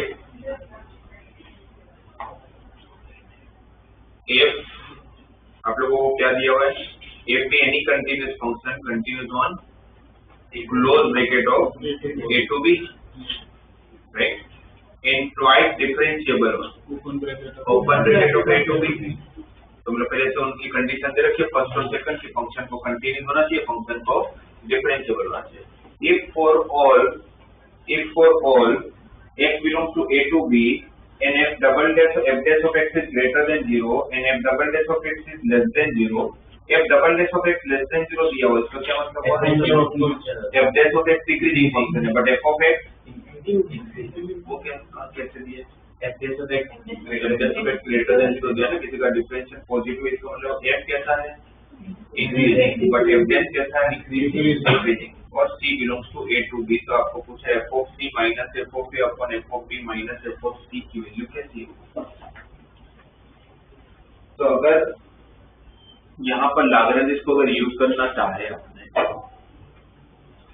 तो कैसे यूज करेंगे? C किसके बीच में है? A और B के बीच में। C किसके बीच में? A और B के बीच में। तो लाग्रांज के हिसाब से तो क्या होना चाहिए? f of b minus f of a divided by b minus a is equal to, जैसे भी अप्लाई करता हूँ तो मुझे समझ में आता है इससे कुछ नहीं होगा, क्योंकि उनकी कंडीशन की सबसे f of c minus f of b minus f of c की बात कर रही है, पर यहाँ से ऐसा कुछ भी नहीं मिल रहा है। तो इसका मतलब लाग्रांज अप्लाई करना है, बट ऐसा तो नहीं करूंगा, तो फिर कैसे करेंगे? b की जगह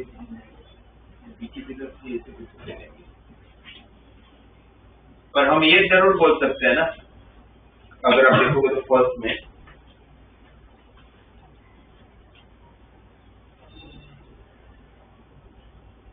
आप लोगों के पास C A और B के बीच में होगा, पक्की बात है। C A और B के बीच में होगा, वो पक्की बात है। अब मैं C1 नाम की चीज लेता हूँ जो A और C के बीच में है,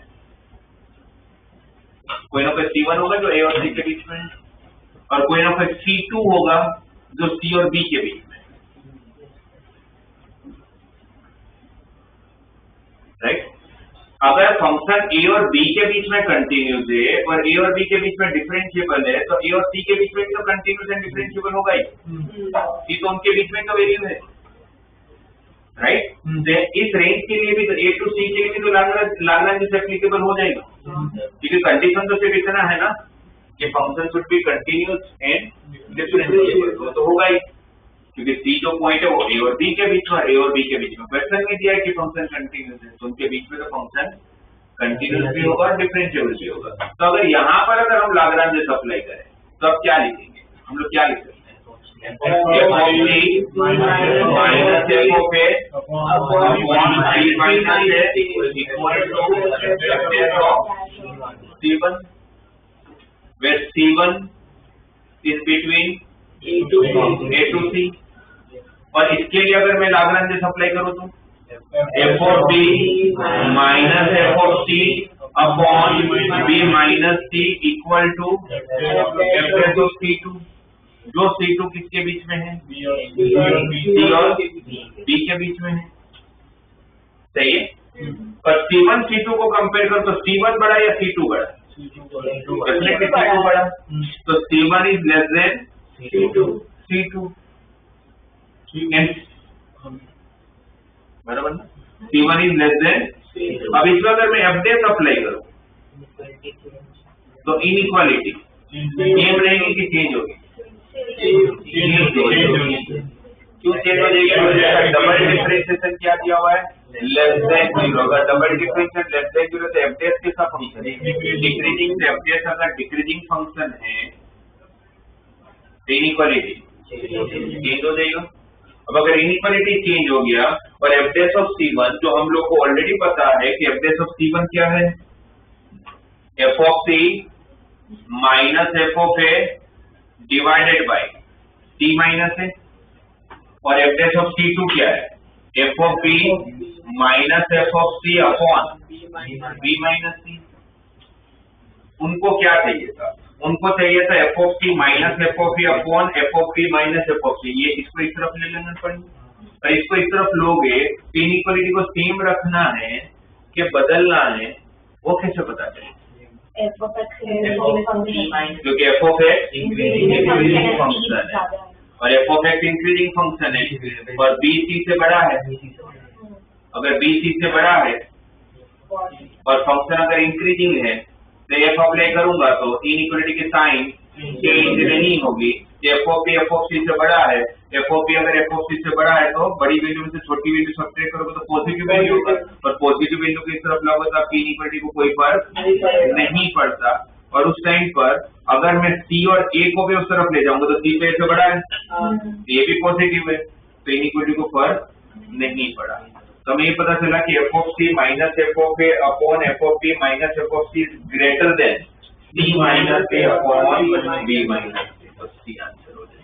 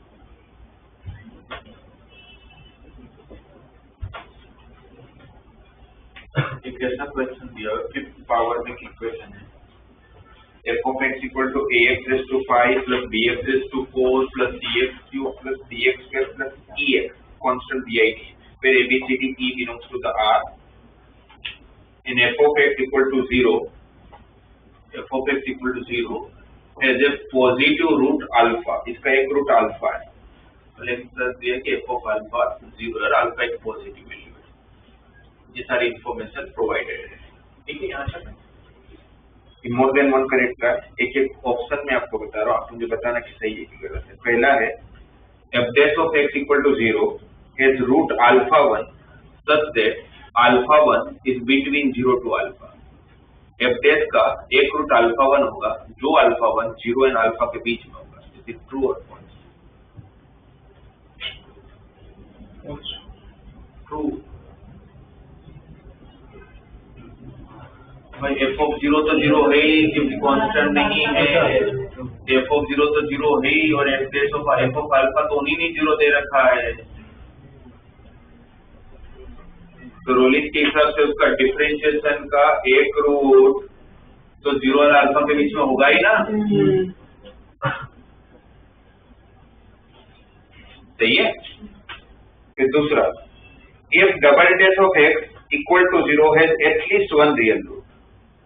इसके डबल डिफरेंशिएशन का एटलीस्ट एक तो रियल रूट होगा ही होगा। Is it true? Double dash का एटलीस्ट एक तो रूट होगा ही होगा। सोच के बताओ कैसे फॉल्स? ये तब ये बोलते कि भाई पता नहीं चल रहा है, फॉल्स कैसे अगर कुछ नहीं होता है? हाँ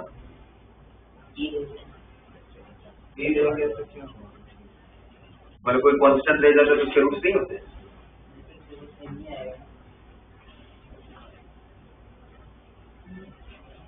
सोच के आपका F double dash of X का एटलीस्ट एक रियल रूट होगा या नहीं होगा?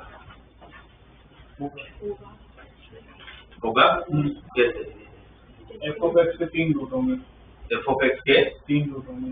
3 रूट होंगे, कैसे पता चला? इमेजिनरी रूट भाई इसका बी भी सही है, थोड़ा सोच के आंसर दिया करो। ऐसे कैसे देख के तुरंत पता चलता है? आपको यहाँ पर पता चले कि 2 तो रूट है ही, अब 2 रूट है तो 3 तो इमेजिनरी नहीं हो सकते। एक तीसरा भी एक रियल होगा ही, भले नहीं पता हमें, बट एक तीसरा कोई तो है जो उसका रियल रूट है। और अगर एफ ऑफ एक्स के अगर 3 रियल रूट है तो एफ डैश के मिनिमम 2 तो रियल रूट है, और अगर एफ डैश के मिनिमम 2 रियल रूट है तो एफ डबल डैश के मिनिमम 1 तो रियल रूट होगा ही होगा। ठीक है, तो बी भी चाहिए और सी भी चाहिए। सी में बोले कि एफ डैश ऑफ एक्स के एटलीस्ट 2 रियल रूट है, तो एफ ऑफ एक्स के 3 रियल रूट है तो एफ डैश के मिनिमम 2 रियल रूट है, और फिर भी ये all of the above, all of the above तो तीनों।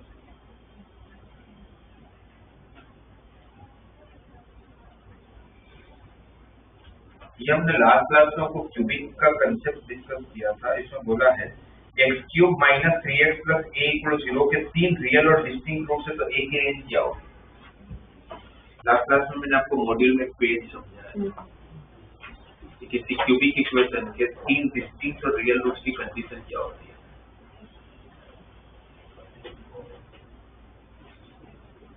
कुछ नहीं समझ में तो ग्राफ से भाई इसके 3 अगर रियल रूट है, 3 डिस्टिंक्ट और रियल रूट से, मतलब ग्राफ ऐसा होगा, तभी तो 1 2 और 3 मिलेगा।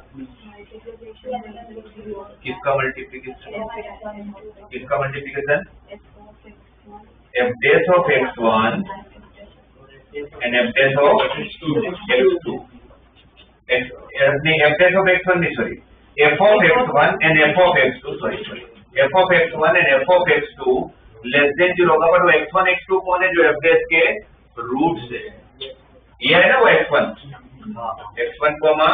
f of x1, और ये है f of x2 f of x2। और ये पॉइंट कौन से जहां से करो अपनी टेंडेंसी चेंज कर रहा है, वो पॉइंट कौन से होते हैं जहां पर आपका डिफरेंशिएशन 0 होता है। इसका डिफरेंशिएशन 3x स्क्वायर माइनस 3 को 0 होना पड़ेगा, तो x स्क्वायर इक्वल टू 1 होगा, तो x इक्वल टू, मतलब इसी कंडीशन के हिसाब से f of 1 into f of minus 1 को क्या होना पड़ेगा? f of 1 मतलब कितना? a माइनस 2, और f of माइनस 1 मतलब कितना? a प्लस 2 ना, प्लस हो जाएगा ना। और इसको लेस देन 0 का नंबर लाइन यूज कर लेता हूँ, -2 एंड +2 प्लस माइनस प्लस, आपको लेस देन 0 चाहिए तो a को किसके बीच में होना पड़ेगा? -2 से।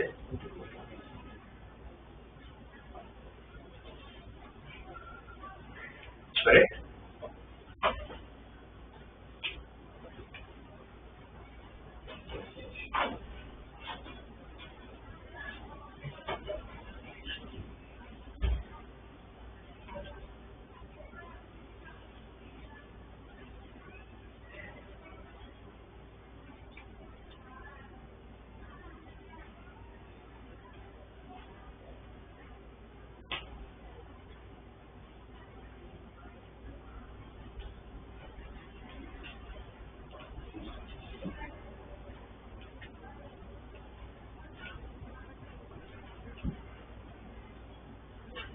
PYQ में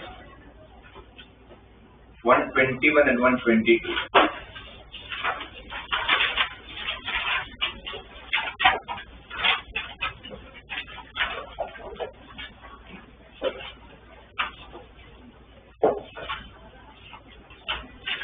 121 122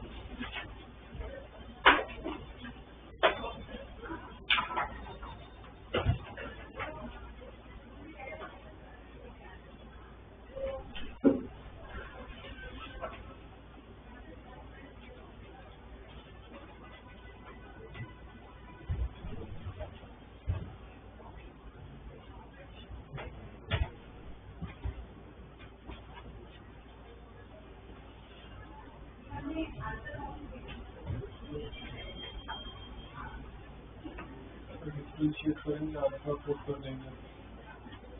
कौन से कंसेप्ट का क्वेश्चन है? 121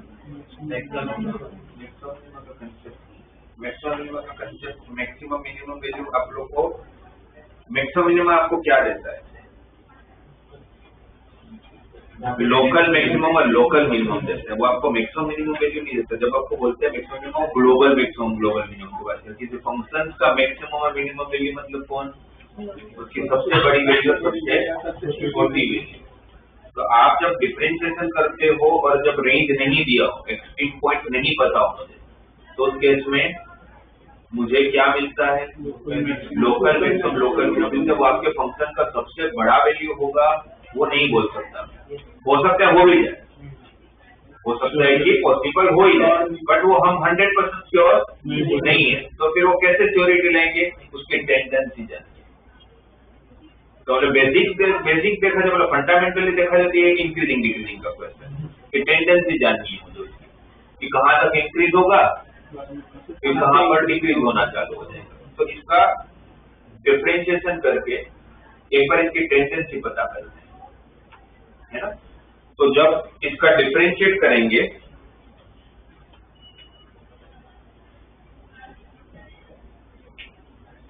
three times root of x minus 2 plus root of 4 minus x, इसका डिफरेंशिएशन किया तो क्या होगा? 3/2 times root of x minus 2 plus 1/2 times root of 4 minus x into -1 equal to 0। सामने ले जाएंगे, क्रॉस मल्टीप्लाई कर लेंगे तो 3 times root of 4 minus x minus root of x minus 2 equal to 0। 2 तो दोनों तरफ से कटी हो जाएगा, फिर इसको सिर्फ ले जाते हैं ना, है ना, ज्यादा इसी। और फिर स्क्वायरिंग 1 तो 9 into 4 minus x equal to x minus 2, 36 minus 9x equal to x minus 2, तो 38 equal to 10x, x equal to 19/5। ये ठीक है। अच्छा, x 19/5 है, ये आप लोगों का स्टेशनरी पॉइंट है। तो मैं नंबर लाइन पे स्टेशनरी पॉइंट लूंगा, मैं नंबर लाइन पे स्टेशनरी पॉइंट तो लूंगा, पर ये 19/5 से बड़ी वैल्यू है तो क्या वो इनफाइनाइट तक जा पाएगा? वो पता करना पड़ेगा। वो कैसे पता करेंगे? रूट के अंदर आप नेगेटिव वैल्यू थोड़ी ना डाल सकते हो। यहाँ के हिसाब से मुझे ये तो पता है कि x को ग्रेटर देन इक्वल टू 2 होना है, और यहाँ के हिसाब से ये तो पता है कि x को लेस देन इक्वल टू 4 होना है। अब दोनों को अगर इंटरसेक्शन ले तो x की वैल्यू 2 से चालू होगी, बट 4 पे तो खत्म हो जाएगी, राइट। देखो मुझे एक्सट्रीम वैल्यू मिल गया, तब अगर टेंडेंसी नहीं भी जानूंगा तो आप मैक्सिमम यूज करोगे तो चलेगा। ये तीनों वैल्यू डाल दूंगा इसके अंदर, जो सबसे बड़ा मिलेगा वो मेरा ग्लोबल मैक्सिमम हो जाएगा, जो सबसे छोटा मिलेगा वो मेरा ग्लोबल मिनिमम हो जाएगा। या फिर टेंडेंसी भी जान लो, 19/5 से लेके 4 के बीच की कोई वैल्यू रखो ना, इसको रखते हैं, ये ज्यादा इजी है ना। ये तो ये ऑलरेडी 3 पॉइंट समथिंग है, 3 पॉइंट समथिंग और 4 के बीच में फिर वो पॉइंट में वैल्यू लेना पड़ेगा, उससे अच्छा ये ले लेते हैं। ये 3 पॉइंट समथिंग है ना, तो 3 रख के देखते हैं। 3 अगर इसके डिफरेंशिएशन में रखता हूँ तो पॉजिटिव आएगा नेगेटिव आएगा। 3 रखा तो ये 1 हुआ, 3/2 बचा। ये 3 रखा तो ये भी 1 हुआ, तो 1/2 बचा। 3/2 माइनस 1/2 1, तो पॉजिटिव है, तो यहाँ प्लस होगा, तो यहाँ पर फंक्शन इंक्रीजिंग है, यहाँ पर फंक्शन अगर यहाँ फंक्शन इंक्रीजिंग है तो सबसे बड़ी वैल्यू कहाँ देगा? यहाँ पर। और अगर यहाँ फंक्शन डिक्रीजिंग है तो भी सबसे बड़ी वैल्यू कहाँ देगा? 19/5 पे देगा। तो 19/5 की सबसे बड़ी वैल्यू होगा 19/5 रखे तो 19/5 माइनस 2 10/5, 19/5 माइनस 2 एलसीएम लूंगा तो 9/5 और प्लस रूट ऑफ 4 माइनस 19/5 1/5। तो ये 3 9/√5 प्लस 1/√5 मतलब 10/√5, तो 2√5 ना। ओके, अगर यहाँ इंक्रीजिंग है तो सबसे छोटी वैल्यू कहाँ देगा? 2 पे। और अगर यहाँ डिक्रीजिंग है तो भी सबसे छोटी वैल्यू कहाँ देगा? 4 पे। अगर डिक्रीजिंग है तो सबसे छोटी वैल्यू कहाँ देगा? 4 पे। दोनों जो एक जगह पर वो सबसे छोटी वैल्यू देगा, तो दोनों चेक करना पड़ेगा। तो 2 जब रखूंगा तो ये 0 होगा, तो आंसर √2 आएगा, और 4 रखूंगा तो ये 0 होगा, तो आंसर 3√2 आएगा। तो कौन छोटा है? √2। इसमें f छोटी वैल्यू दे रहा है, नहीं f छोटी वैल्यू दे रहा है, जो किसके बराबर है? √2 के बराबर है। तो ये आपकी सबसे मैक्सिमम वैल्यू, ये आपकी सबसे मिनिमम वैल्यू। फिर पूछा क्या था हम लोगों ने? मिनिमम वैल्यू अल्फा है, मिनिमम वैल्यू अल्फा है, उसका स्क्वायर 2 हो जाएगा, plus 2 beta square, beta maximum value दिया हुआ है, इसका मैक्सिमम वैल्यू 2√5, उसका स्क्वायर 20 इंटू 2 40, तो 40 प्लस 2 40।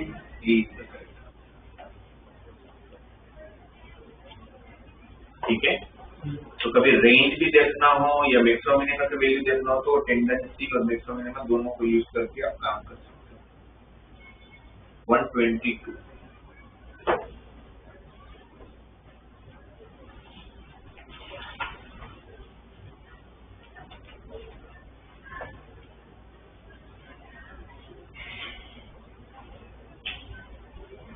कौन से कंसेप्ट वापस?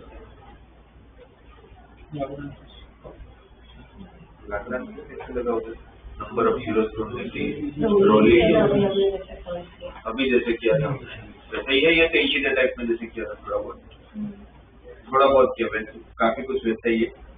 मिनिमम नंबर ऑफ जीरोस ढूंढना है, मिनिमम नंबर ऑफ रूट्स ढूंढना है, मतलब ये रोलिंग का क्वेश्चन है। बट जो दे रखा है वो किसी का डिफरेंशिएशन है, तो ये पता करो किसका डिफरेंशिएशन है। f into f double dash, f into f double dash, सही है ना? वापस प्रोडक्ट रूल दिया हुआ है, किसका प्रोडक्ट रूल दिया है? f और f डबल डैश का 3 time f dash of f double dash plus f into f triple dash. पर जो आप बोल रहे हो सही है, बट वो तभी काम करता जब 3 नहीं होता, 3 है तो काम नहीं करेगा जो आप बोल रहे हो। तो वापस सोचो किसका है, क्योंकि किसका डिफरेंशिएशन, किसी का तो डिफरेंशिएशन है, क्योंकि रोलिंग का डिफरेंशिएशन कई रूप से सकता है।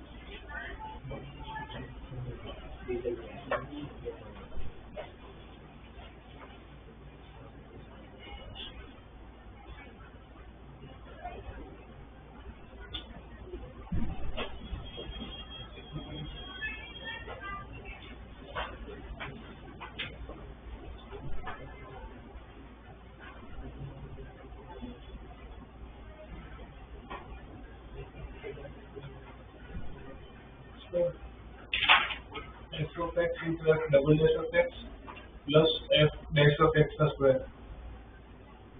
एक मिनट,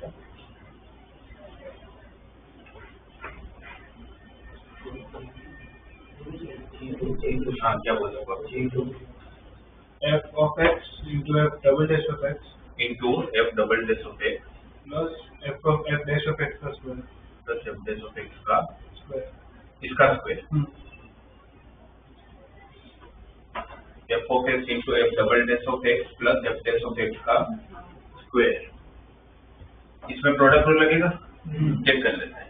प्रोडक्ट रूल लगेगा तो एफ ऑफ एक्स का differential F dash of x, उस टाइम पर F double dash of X को ऐसे रखता हूँ, प्लस एफ ऑफ एक्स ऐसे F double dash of X का F of x into F triple dash of X, इसका डिफरेंशिएशन तो Y F dash of x into F double dash of X, इसका 2 और इसका 1 सही। तो किसका डिफरेंशिएट हुआ? एफ ऑफ एक्स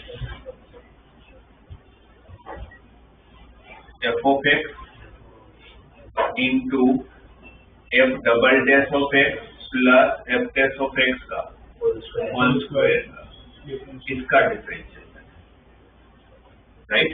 अगर इसका डिफरेंशिएशन है तो मुझे क्या करना पड़ेगा? इसके रूट्स पता करने पड़ेंगे, क्योंकि इसका अगर दोनों का इंटीग्रेशन करूंगा तो मेरा जी ऑफ एक्स क्या हो जाएगा?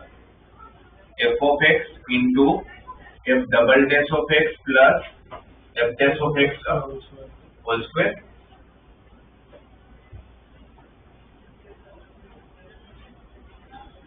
इसके कितने रूट्स होंगे वो पता चल जाएगा, तो मुझे उसके डिफरेंशियल के रूट्स पता चल जाएंगे, सही है ना, राइट। अब इसके रूट्स पता करने के लिए ऊपर थोड़ी इंफॉर्मेशन और दिया हुआ है।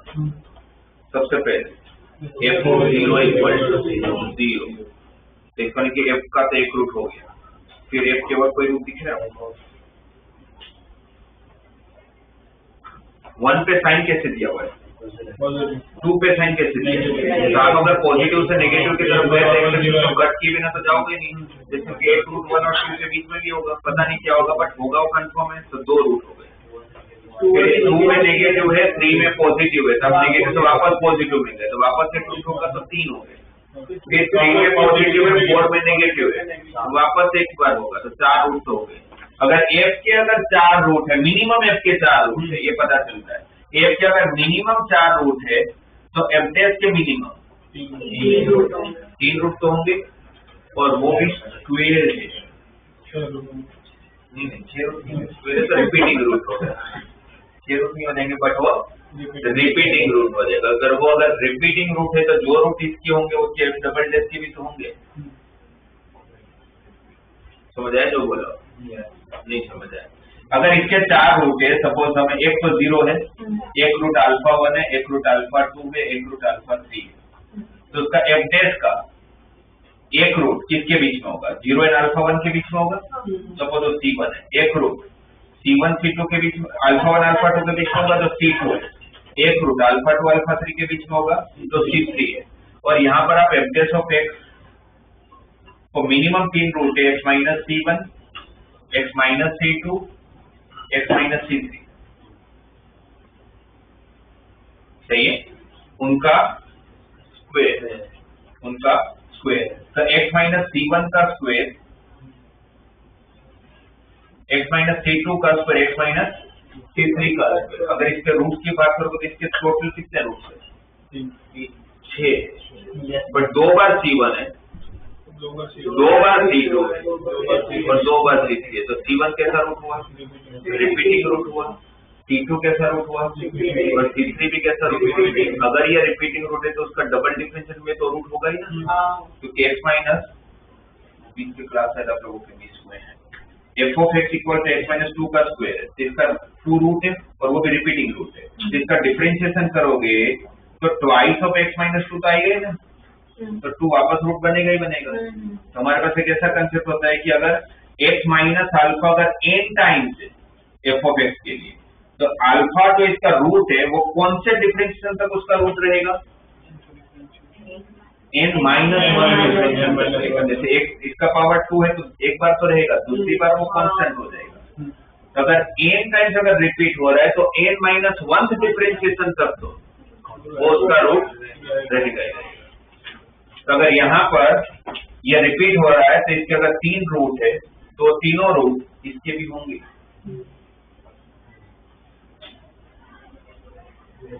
राइट। तो इसके जो रूट होंगे वो रूट इनके भी, इनके भी मिनिमम 3 रूट तो पता चली गए।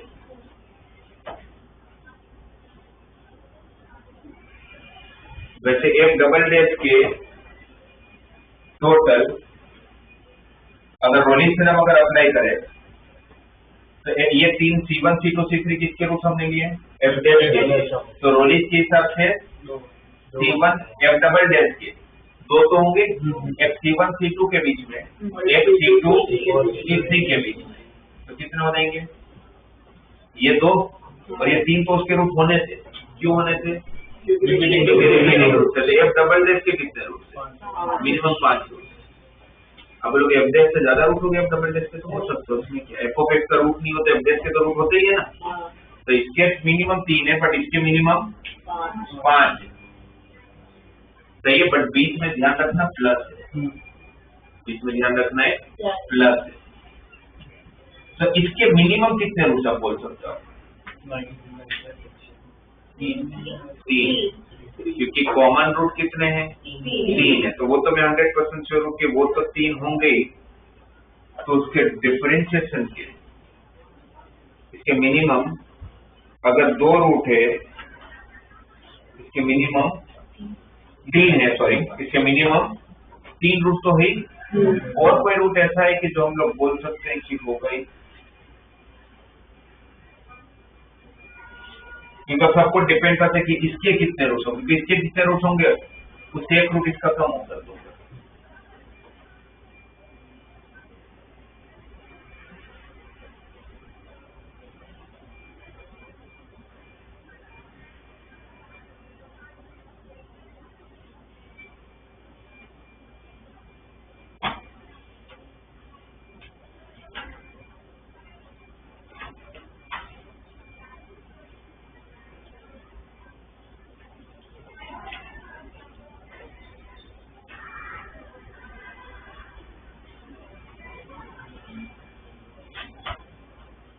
वो कैसे डिसाइड करेंगे कि इसके मिनिमम कितने होंगे? 3 तो है ही, कौन से C1 C2 और बाकी कोई बोल सकता है।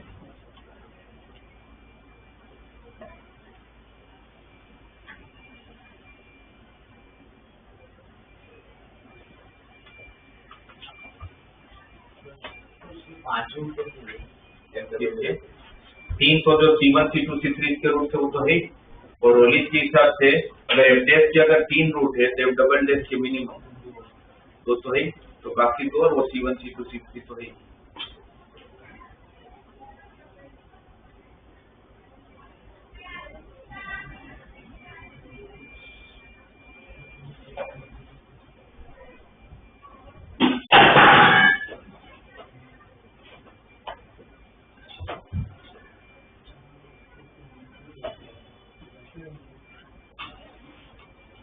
एक बार सोच के बताता हूँ, मुझे सोचना पड़ेगा कि इसके रूट्स कैसे होते हैं, क्योंकि अगर इसके रूट्स पता चल गए तो उसके ऊपर से सवाल इसके मुझे पता चल जाता है कि इसके 6 रूट्स होंगे, इसके मिनिमम 5 तो होंगे।